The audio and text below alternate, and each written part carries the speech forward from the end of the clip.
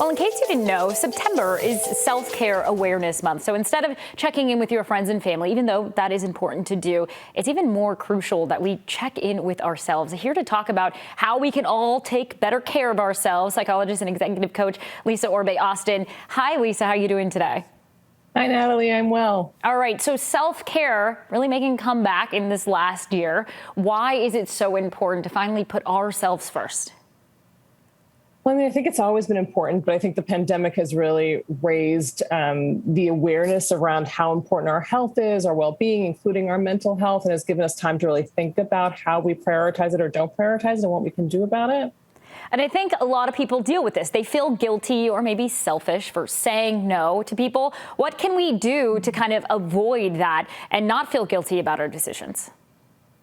I think we have to really work on our people-pleasing behaviors. Often if we have really poor self-care habits, we have high people-pleasing behaviors. And I think we have to kind of really work on the fact that, taking care of yourself is not taking something away from somebody else. It is actually doing something for yourself that makes you a better person to connect with.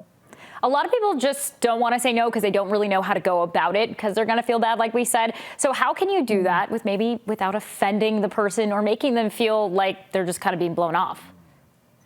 Yeah, so I think the first thing is to recognize that you can't really change the way people feel, and you are not necessarily responsible for how people feel, but you can come up with some ways and some things that you can practice around setting boundaries and saying no that have a couple of phrases that you're used to saying or can come out pretty easily. I think it's really important to recognize that your ability to control other people's feelings is not in your hands. Yeah, you can't control how they're going to feel about you prioritizing yourself. So do you have any tips on how we can all do that? How we can all prioritize our own self-care?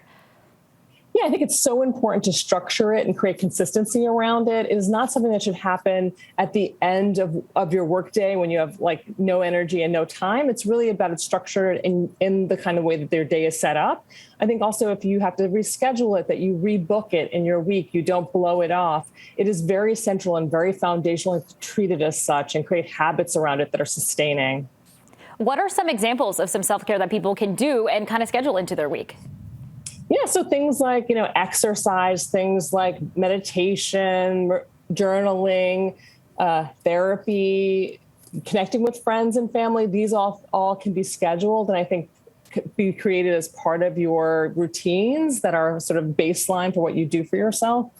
Life lesson here, prioritize that because it is very important. Dr. Lisa Orbe-Austin, always great advice coming from you. We're going to see you again next week.